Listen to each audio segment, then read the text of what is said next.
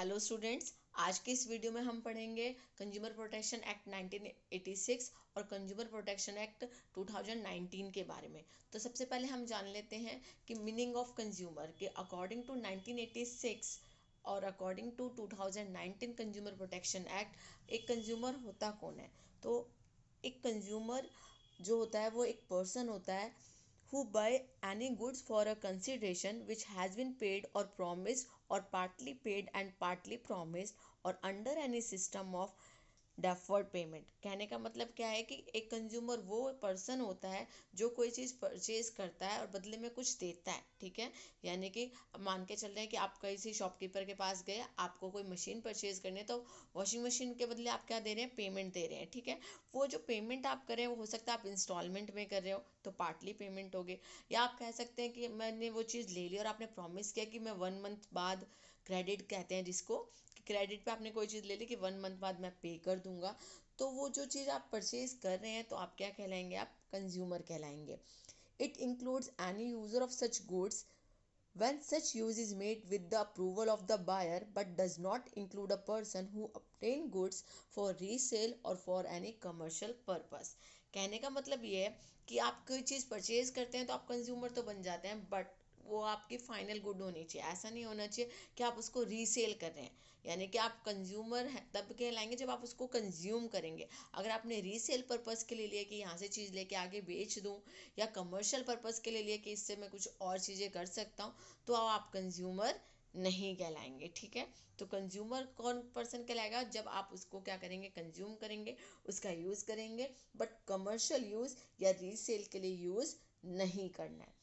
फिर any person who hire or avail any service for a consideration which has been paid or promised or partly paid and partly promised or under any system of deferred payment but does not include a person who avail of such service for any commercial purpose। तो एक बार हमने पढ़ा किसके बारे में, consumer of goods. तो अब कौन इसके बारे में पढ़ रहे हैं हम, जो कंज्यूमर कौन सा है, जो सर्विस हायर करता है। ठीक है, तो एक पर्सन कब कंज्यूमर कहलाता है, जब वो कोई सर्विस हायर करता है और बदले में कुछ देता है, कंसिडरेशन देता है, मनी हो सकती है वो, डेफर्ड पेमेंट में मतलब आने वाले टाइम में मैं पेमेंट कर दूंगा, क्रेडिट पे ले लेता है या पार्टली पे कर देता है, इंस्टॉलमेंट में ले लेता है, तो वही सेम लाइन है इसमें कि वो पर्सन, तो यानी कहने का मतलब ये है कि कंज्यूमर वो पर्सन होता है जो गुड्स और सर्विस हायर करता है बट कमर्शियल पर्पज़ के लिए नहीं करता है। ठीक है, और बदले में क्या देता है, कुछ ना कुछ कंसिडरेशन देता है कि मनी भी दे सकता है, गोल्ड भी दे सकता है, कुछ भी, पर बदले में उसने कुछ दिया।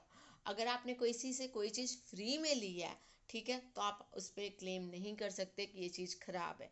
बट अगर आपने किसी कंसिडरेशन में ली है, वो चीज़ आपने उससे ली और बदले में कुछ पे किया है, तो आप क्या कहलाते हैं, आप कंज्यूमर कहलाते हैं। सबसे पहले बात कर लेते हैं कंज्यूमर प्रोटेक्शन एक्ट 1986 के। तो consumer protection refers to the steps taken to protect the consumer against the unfair practices of producer and sellers.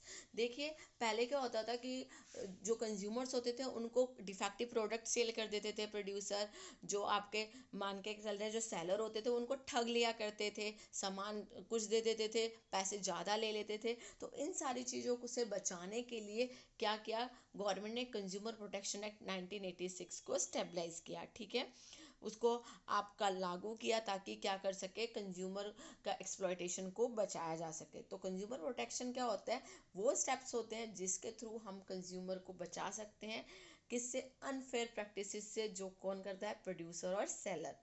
The Consumer Protection Act 1986 was an act by the Parliament of India enacted to protect the interest of consumer in India।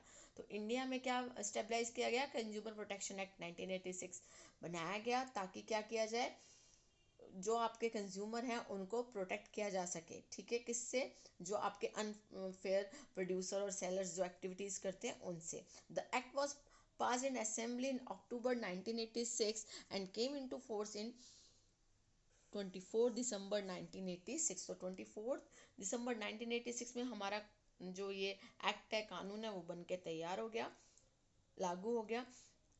In order to make this act more effective, amendment have also been made in it in 1993 and 2002।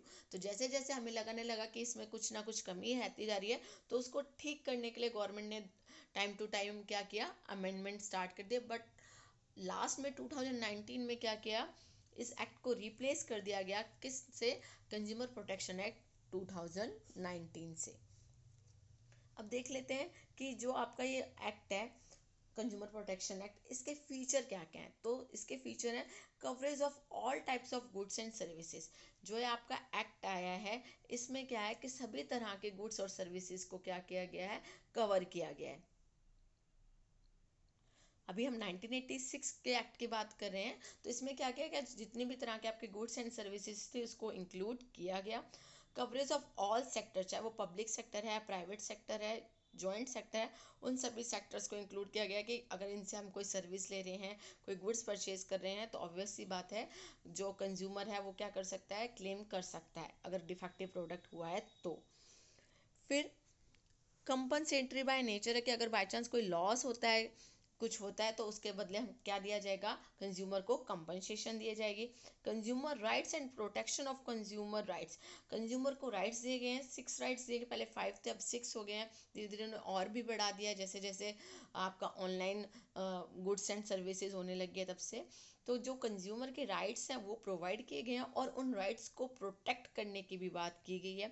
Effective safety measures उठाए गए हैं ताकि जो consumer है उनको बचाया जा सके अनफेयर ट्रेड प्रैक्टिसेस से। 3 टायर ग्रीवेंसेस रिड्रेसल मशीनरी आई। इसका मतलब क्या है, बता रहे हैं कि बाई चांस अगर किसी कंज्यूमर के साथ फ्रॉड होता है या फिर उसको डिफेक्टिव प्रोडक्ट दिया जाता है या उससे किसी भी तरह की कंप्लेंट है, तो उसके लिए 3 टायर ग्रीवेंस रिड्रेसल मशीनरी आई है।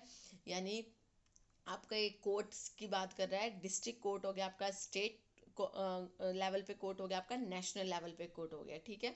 तो ये जो आपके कंज्यूमर प्रोटेक्शन के लिए कंज्यूमर कोर्ट्स बनाए गए हैं जिन्हें नाम दिया गया क्या, 3 टायर ग्रीवेंसेस रिड्रेसल मशीनरी का, जो डिस्ट्रिक्ट लेवल पे भी होती है, स्टेट लेवल पे भी होती है और नेशनल लेवल पे भी होती है according to amount of product और सर्विसेज।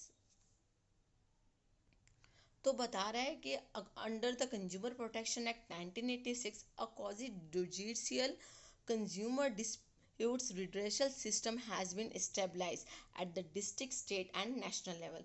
कहने की कोशिश कर रहा है ये कि जो कंज्यूमर प्रोटेक्शन एक्ट है उसके अंडर हमने 3 तरह की मशीनरी बनाई है, यानी कि हमने रिड्रेसल सिस्टम लगाया है जिसमें डिस्ट्रिक्ट, स्टेट और नेशनल लेवल पे क्या किया गया है, कंज्यूमर डिस्प्यूट को ख़त्म करने के लिए, उसको आप कह सकते हैं कि जो उनकी शिकायतें हैं, कंप्लेंट्स हैं, उनको सुनने के लिए हमने क्या किया है, कंज्यूमर कोर्ट्स लगाए हैं जो हम डिस्ट्रिक्ट लेवल पे भी हैं, स्टेट लेवल पे भी हैं और नेशनल लेवल पे भी हैं। तो जिस तरह का अमाउंट होता है उस लेवल पे क्या किया जाता है, केस को लड़ा जाता है उस कोर्ट में। जैसे अगर एक अमाउंट है डिस्ट्रिक्ट लेवल पे, जो आपका डिस्ट्रिक्ट लेवल कोर्ट है वो एक अमाउंट से लड़ता है, अगर उससे ज़्यादा का अमाउंट है आपका प्रोडक्ट का तो आप स्टेट लेवल पे कंप्लेन कर सकते हैं। इसके अलावा अगर मान के चल रहे हैं कि डिस्ट्रिक्ट लेवल पे जो कोर्ट है, डिस्ट्रिक्ट कमीशन है, उससे अगर आप सेटिस्फाई नहीं है तो आप स्टेट कमीशन पे जा सकते हैं। स्टेट कमीशन से सेटिस्फाई नहीं है तो फाइनली आप कहाँ जा सकते हैं, नेशनल कमीशन पे जा सकते हैं।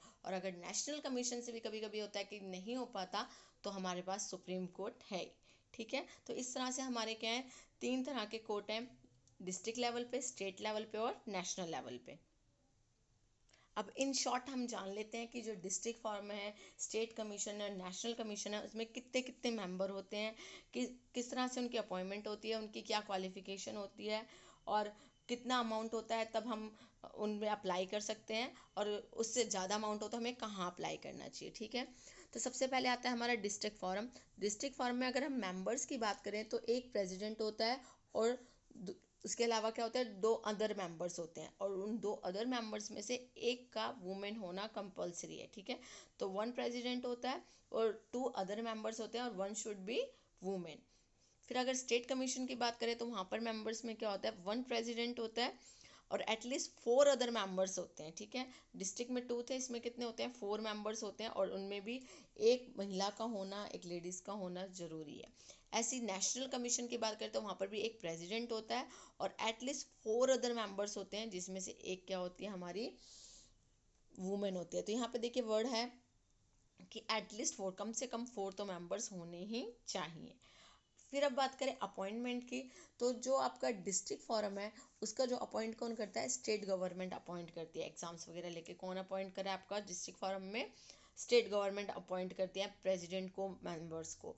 और स्टेट कमीशन में भी कौन अपॉइंट करता है, स्टेट गवर्नमेंट ही अपॉइंट करती है। बट जब नेशनल कमीशन की बात आ जाती है तो वहाँ कौन अपॉइंट करता है, वहाँ पर आपकी सेंट्रल गवर्नमेंट अपॉइंट करती है नेशनल कमीशन के प्रेसिडेंट को भी, और वहाँ पे जो बाकी अदर मेंबर्स हैं उनको भी। अगर हम बात करें क्वालिफिकेशन की, तो जो वो डिस्ट्रिक्ट फोरम का प्रेसिडेंट होगा वो या तो क्या होना चाहिए, सिटिंग डिस्ट्रिक्ट जज होना चाहिए, यानी कि ऑलरेडी वो किस पोस्ट पे हो, जज की पोस्ट पे हो, डिस्ट्रिक्ट कोर्ट के जज की पोस्ट पे हो, और fill all essential qualification to be district जज, या तो उस पोस्ट पे बैठा हो या फिर जितनी भी क्वालिफिकेशन चाहिए, ठीक है, वो सारी वो पूरी करता हो। और उसकी एज कितनी होनी चाहिए, मिनिमम 35 ईयर्स होनी चाहिए। और अगर कह सकते हैं हम या तो 35 हो या फिर उससे ज़्यादा हो, मिनिमम एज इक्वल टू 35 तो होनी ही चाहिए, उससे ज़्यादा हो सकती है। इधर अगर हम स्टेट कमीशन की बात करें तो स्टेट कमीशन में जो प्रेसिडेंट होना है वो आइदर सिटिंग जज इन अ हाई कोर्ट, तो देखिए उसमें तो डिस्ट्रिक्ट कोर्ट पे था, और यहाँ पे क्या होना चाहिए कि या तो सिटिंग ऑलरेडी जज हो किसका, हाई कोर्ट का, या फिर वो सारी एसेंशियल क्वालिफिकेशन पूरी करता हो जो कि एक हाई कोर्ट के जज के लिए जरूरी है। और मिनिमम एज इसमें भी वही है कि कम से कम 35 होनी चाहिए या फिर उससे ज़्यादा। अब बात करें नेशनल कमीशन की, तो नेशनल कमीशन में जो प्रेसिडेंट होगा वो कैसा होगा, वो भी एक सिटिंग जज होना चाहिए, कहाँ पर, सुप्रीम कोर्ट में, ठीक है, या तो सुप्रीम कोर्ट का सिटिंग जज हो कि हाँ ऑलरेडी वहाँ पे एज अ जज काम कर रहा हो, या फिर उसमें वो सारी क्वालिफिकेशन कंप्लीट कर रखी हो जो कि एक सुप्रीम कोर्ट के जज के लिए ज़रूरी है। इसमें भी एज कितनी है, मिनिमम 35 ईयर्स और more than 35। Then time period की बात करें तो जो अगर हम बात कर रहे थे कि अपॉइंटमेंट करता है स्टेट गवर्नमेंट, तो जो पर्सन अपॉइंट हुआ है वो कितने टाइम तक जॉब करता है वहाँ पे, तो the tenure of every person is 5 years, चाहे वो प्रेसिडेंट है चाहे अदर मेंबर्स है, कितना करेंगे, 5 साल तक जॉब करेंगे, या फिर उनकी एज कितनी होनी चाहिए, 65 ईयर्स तक। अगर मान लो कोई पर्सन को 5 साल नहीं हो रहा, एज 65 हो गया, तो भी वो रिटायर हो जाएगा। इधर भी सेम वही है कि 5 ईयर्स तक आपका टेन्योर पीरियड होगा, या फिर आपकी एज यहाँ पे कितनी हो जाएगी, 67 ईयर्स, किसमें, स्टेट कमीशन में। और अगर हम बात करें नेशनल कमीशन में, तो प्रेसिडेंट की कितनी होनी चाहिए, 5 ईयर्स तक, या तो वो अपने सर्विस देगा, या फिर अपनी एज कितनी एज तक, 70 ईयर्स तक। बट अदर मेंबर के लिए क्या है, 5 ईयर्स और 65 ईयर्स तक की है, ठीक है। अब बात करें जरिस्डिक्शन की, या हम बोल सकते हैं पेक्यूनरी लिमिट की, यानी कि कितनी अगर आपके प्रोडक्ट की अमाउंट है, जो अमाउंट होता है जो प्रोडक्ट हमने परचेज किया उसकी अमाउंट कहाँ तक है, तो हम कौन से कोर्ट में अप्लाई कर सकते हैं। तो अगर आपके प्रोडक्ट की कीमत, वैल्यू ऑफ प्रोडक्ट 50 लाख से कम है या अप टू 50 लाख है, तो आप डिस्ट्रिक्ट कोर्ट में जाएंगे। और अगर 50 लाख से ज़्यादा है और अप टू 2 करोड़ है, तो आप कहाँ जाएंगे, तो आप जाएंगे स्टेट कमीशन पे। और अगर आपके प्रोडक्ट की वैल्यू मोर देन 2 करोड़ है, या जो आपने प्रोडक्ट सर्विस हायर किया है, अगर उसमें आपको नुकसान हो रहा है या फिर सही से नहीं मिल रही है, उसकी वैल्यू 2 करोड़ से ज़्यादा है, तो आप कहाँ पे अप्लाई करेंगे, कहाँ पे एप्लीकेशन डालेंगे, आप नेशनल कमीशन पे। अगर आप बात करें अपील की, तो देखिए अगर मैंने आपको बताया था, अगर आप सेटिस्फाई नहीं हैं किससे, डिस्ट्रिक्ट कोर्ट के फैसले से, जो उन्होंने आप अपना निर्णय लिया है, डिसीजन लिया, अगर आप उससे सेटिस्फाई नहीं हैं, तो विद इन 45 डेज आप स्टेट कमीशन पे क्या कर सकते हैं, अपनी अप्लाई कर सकते हैं, अपनी अपील कर सकते हैं अगेंस्ट डिस्ट्रिक्ट कोर्ट की, हाँ हम इससे सेटिस्फाई नहीं और हम स्टेट कमीशन में अप्लाई करना चाहते हैं। इसी तरह से अगर आप स्टेट कमीशन के डिसीजन से सेटिस्फाई नहीं है, तो आप नेशनल कमीशन में अप्लाई कर सकते हैं with in 30 days of order. जहां आपने देखा कि उन्होंने ऑर्डर दिया और आप सेटिस्फाई नहीं है स्टेट कमीशन, तो उसके 30 डेज के अंदर अंदर आप कहाँ अप्लाई कर सकते हैं, आप अप्लाई कर सकते हैं नेशनल कमीशन पे। अगर अब आप नेशनल कमीशन से भी सेटिस्फाई नहीं है, तो अल्टीमेटली आप कहाँ जा सकते हैं, सुप्रीम कोर्ट ऑफ इंडिया में जा सकते हैं। बट ये तभी होगा जब बहुत ज़्यादा आप कह सकते हैं कि सिचुएशन ऐसी हो कि नेशनल कमीशन हैंडल नहीं कर पा रहा है, तो ही आप कहाँ जाएंगे, सुप्रीम कोर्ट पे, ठीक है। Only when its order is related to its original jurisdiction, जो आपके 2 करोड़ के जो अमाउंट है या कोई प्रॉब्लम बहुत बड़ी है, तो ही आप कहाँ जा सकते हैं, सुप्रीम कोर्ट पे। अब बता रहा है कि limitation period for filing the complaint. अगर आप कोई कंप्लेंट फाइल करना चाहते हैं तो उसका लिमिटेड टाइम पीरियड क्या है। तो according to section 24A of Consumer Protection in 1986, no complaint should be admitted by the district, state or the national commission after a period of 2 years of the origin of complaint। मान के चलिए कि आपने 2 साल पहले complaint डाली थी और 2 साल तक आपने कोई उसका कार्यवाही नहीं की, कुछ नहीं किया, तो अगर 2 साल बाद फिर आप अप्लाई करेंगे तो वो वैलिड नहीं होगी। और अगर आप चाहते हैं कि वो 2 साल बाद कंप्लेंट चले तो उसके लिए आपको क्या करना पड़ेगा, but if there was a valid reason for not filing the complaint within 2 years then the commission can admitted the complaint. तो उसके बाद ही क्या होगा कि आपको आपकी का जो कंप्लेंट है वो आपकी एक्सेप्ट की जाएगी, जब आपके पास कोई वैलिड रीज़न होगा कि आपने 2 साल तक कंप्लेंट क्यों नहीं की। फिर बात आती है पेनल्टीज़ की कि क्या आपको सज़ा मिलती है, क्या पेनल्टीज़ होती है अगर आप मान के चल रहे हैं चीटिंग हुई है तो, या कुछ हुआ है तो penalties have been described in section 27 of COPRA, consumer protection act 1986 के सेक्शन 27 में बताया गया है कि किस तरह से पेनल्टीज दी जाती है। Under this section, if a person against whom a complaint has been filed or even complainant failed to obey the order or neglect the order of court, then he can be punished with the minimum of 1 month and maximum of 3 years of imprisonment। बता रहा है कि अगर by chance मान के चले जिसके खिलाफ कंप्लेंट की गई है, अगर वो ऑर्डर नहीं मानता है, ठीक है, या फिर निगलेक्ट करता है ऑर्डर जो है आपके कोर्ट के, चाहे वो डिस्ट्रिक्ट है, चाहे वो नेशनल लेवल का कोर्ट है, चाहे वो स्टेट लेवल का कोर्ट है, तो उसको पनिशमेंट दी जाती है, कम से कम 1 महीने की इम्प्रिजनमेंट सजा दी जाएगी, कैद दी जाएगी, या फिर मैक्सिमम 3 सालों तक के लिए, ठीक है। और इसके अलावा हो सकता है कि minimum of 2000 and maximum ₹10,000 fine और बोथ ऑफ दिस, कि या तो हो सकता है कि उससे 2000 रुपये या मैक्सिमम 10,000 रुपये कम फाइन लिया जाए कि आपने ऑर्डर अभी तक क्यों नहीं माना, या फिर हो सकता है कि उसको सजा दे दी जाए, उसको कैद कर दिया जाए, इम्प्रिजमेंट हो जाए, उसको जेल हो जाए कि अगर वो ऑर्डर नहीं मान रहा है, या फिर दोनों ही हो सकते हैं, पैसे भी पे करो और सजा भी भुगतो। अब बात कर लेते हैं कंज्यूमर प्रोटेक्शन एक्ट 2019 की। अभी तक हमने 1986 की बात की थी कि उसमें डिस्ट्रिक्ट फॉरम वगैरह ये सब चला, और हमने पढ़ा कि स्टेट लेवल, नेशनल लेवल और डिस्ट्रिक्ट लेवल पे हमारे कोर्ट हैं। तो वही अब हम आगे पढ़ रहे हैं कंज्यूमर प्रोटेक्शन एक्ट 2019। देखिए इसमें क्या किया गया है, बेशक से एक नया लॉ है, इसको क्यों स्टेबलाइज किया गया या फिर हम क्या क्यों इनेक्टमेंट किया गया, क्योंकि जो पुराने वाला लॉ था उसमें ऑनलाइन सर्विसेज की, ऑनलाइन डिलीवरी की बात नहीं होती थी, क्योंकि उस टाइम पर ऑनलाइन था ही नहीं, ठीक है। अब जैसे जैसे टेक्नोलॉजी चेंज हुई है तो उसके साथ कॉप अप करने के लिए क्या किया गया है, कंज्यूमर प्रोटेक्शन एक्ट 2019 को इंट्रोड्यूस किया गया है, ताकि क्या करें, जो ऑनलाइन ट्रांजेक्शन है उनका भी सोल्यूशन निकाला जा सके। So the consumer protection bill 2019 was passed by the Parliament of India on August 6, 2019। तो 2019 को तो बिल पास किया गया। The president of India gave consent to its on 9 August 2019। तो कब हुआ ये, COPRA 2019 came into force with effect of July 2020। देखिए 2019 को तो इसको इनेक्टमेंट हो चुका था, ये साइन कर दिए थे, और जो केम इनटू फोर्स की बात करें कि स्टार्ट कब हुआ ये एक्ट, तो वो हमारा लागू होना स्टार्ट हो गया था ये हमारा 20 जुलाई 2020 में। It replace the consumer protection act 1986। उसने 1986 का जो कंज्यूमर प्रोटेक्शन एक्ट था उसको रिप्लेस कर दिया गया। क्यों रिप्लेस कर दिया गया, क्योंकि हम चाहते थे कि एक हमारा इम्प्रूव वर्जन आए 1986 एक्ट का, ताकि जो ऑनलाइन ट्रांजेक्शन होती है उसको भी इंक्लूड किया जाए। इसके मेन की ऑब्जेक्टिव से, first to promote the protection of the interest of consumer, जो कंज्यूमर का इंटरेस्ट है वो बना रहे, उसको हमें प्रोटेक्ट करके रखना है।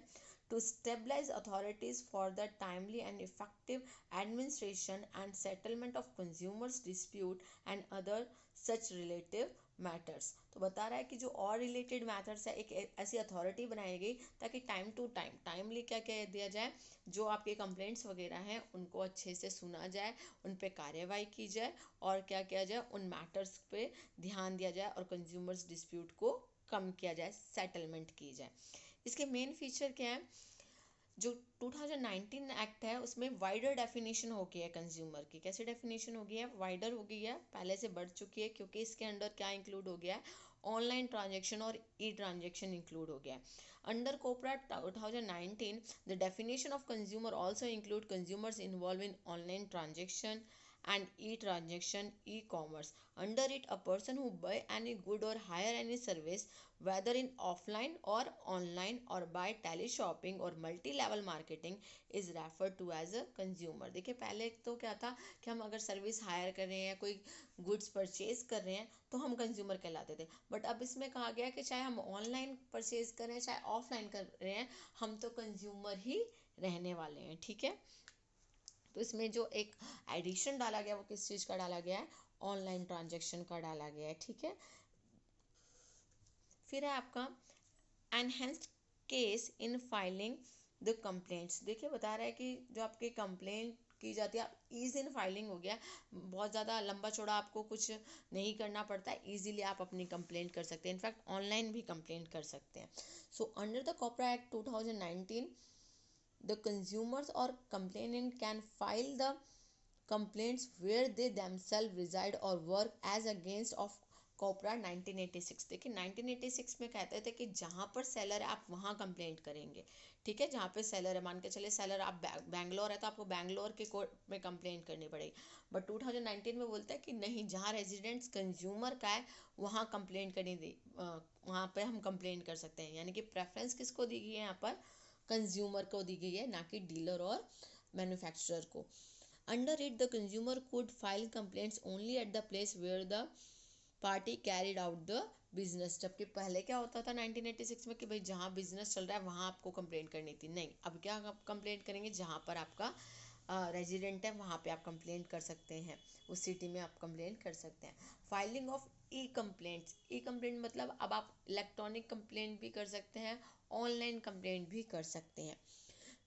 तो अब देखिए क्या करना है कि जैसे मान के चल रहे हैं कि आपको डिस्ट्रिक्ट फॉरम में कंप्लेंट करनी है, तो इससे पहले आपने क्या कर दिया, ई कंप्लेंट कर दी। ठीक है, डिस्ट्रिक्ट फॉरम तो आप बाद में गए, डिस्ट्रिक्ट फॉरम डिस्ट्रिक्ट कोर्ट तो आप बाद में गए, पहले ही आपने क्या कर दिया, अपनी ऑनलाइन कंप्लेंट कर दी। Under COPRA act 2019 a complaint में be forwarded to the district commission either in writing or even in electronic mode. ठीक है, आप ई फाइलिंग कर सकते हैं, ई फाइलिंग के थ्रू आप डिस्ट्रिक्ट फॉरम तक अपनी कंप्लेंट पहुंचा सकते हैं।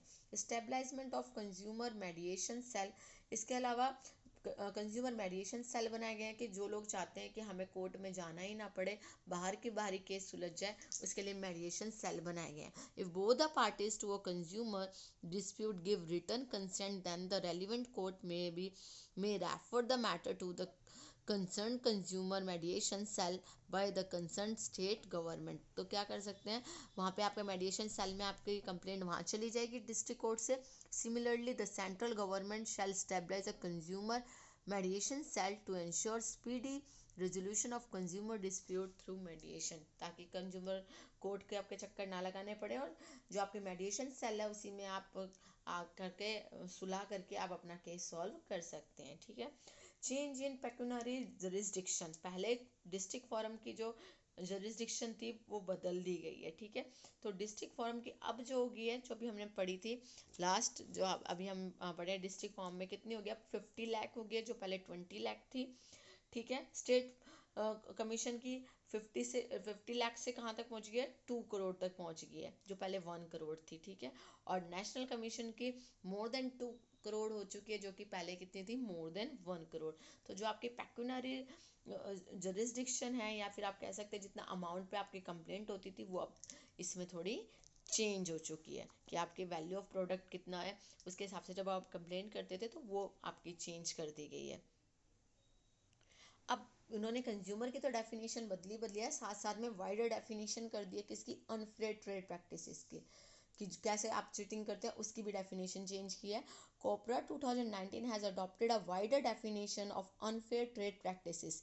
Under it, misleading advertisements, including online advertisement, the practice of not issuing bill or memo for the sale of goods and services, failure to take defective products or services, and the disclosure of personal information of a consumer have been described as unfair trade practices. इसमें unfair practices में क्या क्या include कर दिया गया कि अगर आप कोई मिसलीड एडवर्टाइजिंग कर रहे हैं, यानी कि आप अट्रैक्ट करने के लिए आप झूठी एडवर्टाइजमेंट दे रहे हैं, तो भी क्या है, ये आपकी अनफेयर ट्रेड प्रैक्टिस है। इसके अलावा अगर आप बिल वगैरह इशू नहीं कर रहे हैं तो भी ये अनफेयर ट्रेड प्रैक्टिस है। डिफेक्टिव प्रोडक्ट को चेंज नहीं कर रहे हैं तब भी है।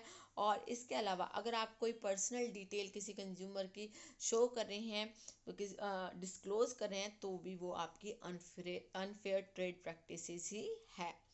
फिर सेवन्थ जो इसका फीचर है वो है inclusion of the concept of unfair contract. तो अनफेयर कॉन्ट्रैक्ट को भी इंक्लूड किया गया। कोपरा 2019 included the concept of unfair contract. An unfair contract favors the manufacturers or services provider while harming the interest of the consumer. तो जो unfair contract होता था उसमें फ़ायदा किसका होता था? फ़ायदा होता था सिर्फ और सिर्फ मैन्युफैक्चरर का या फिर सेलर का। कंज्यूमर का क्या होता था? नुकसान होता था। So this act expected to make the contracts more favourable to consumers. तो इस एक्ट ने बोला कि भाई जो कॉन्ट्रैक्ट आप बनाए वो किसके फेवर में हो? मोस्टली किसके फेवर में होना चाहिए? कंज्यूमर के फेवर में ही होना चाहिए। कंसेप्ट ऑफ प्रोडक्ट लाइबिलिटी, अब देखिए क्या बता रहा है प्रोडक्ट लाइबिलिटी के अंदर। जो आपका एक्ट है 2019 उसमें प्रोडक्ट लाइबिलिटी की बात की गई है। Product liability has been defined as the responsibility of a product manufacturer or product seller to compensate the consumer for any harm caused to the consumer by such defective product. अगर by chance मान के चले आपकी product की वजह से किसी को नुकसान हुआ है, किसी को कुछ हार्म हुआ है, तो उसको आपको क्या करना पड़ेगा? कंपनसेट करना पड़ेगा। फिर है आपका स्टेबलाइजमेंट ऑफ कंट्रोल कंज्यूमर। अब उसमें establishment of control consumer protection authority. तो अब क्या किया गया है कि कॉपरा जो स्टेबलाइज हुआ है आपका इनेक्टेड हुआ है 2019, उसने प्रपोज किया है to establish central consumer protection authority. ये इसका मेन एम क्या होता है? इसका मेन एम होता है कि वो प्रमोट करे, रेगुलेट करे, प्रोटेक्ट करे एंड फोर्स करे द राइट्स ऑफ कंज्यूमर, कि भाई कंज्यूमर के जितने भी राइट्स हैं उनको क्या किया जाए? प्रोटेक्ट करके रखें, हम रेगुलेट करें, एनफोर्स करें, ताकि कहीं से भी कंज्यूमर का नुकसान ना हो।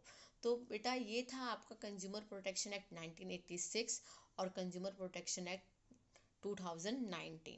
तो जो 1986 एक्ट था उसमें कुछ ना कुछ कमियां थी, जिनको दूर करने के लिए जो हमारा कंज्यूमर प्रोटेक्शन एक्ट 2019 आया है, वो कमियां क्या थी कि ऑनलाइन ट्रांजैक्शन की बात नहीं हुई थी, वाइड डेफिनेशन नहीं थी हमारे कंज्यूमर की। और इसके अलावा जैसे जैसे टेक्नोलॉजी में चेंज हुआ, तो इंडियन गवर्नमेंट ने भी सोचा कि हमें अपने एक्ट में क्या करना चाहिए? सुधार करना चाहिए। तो इसलिए हमने 1986 को रिप्लेस कर दिया।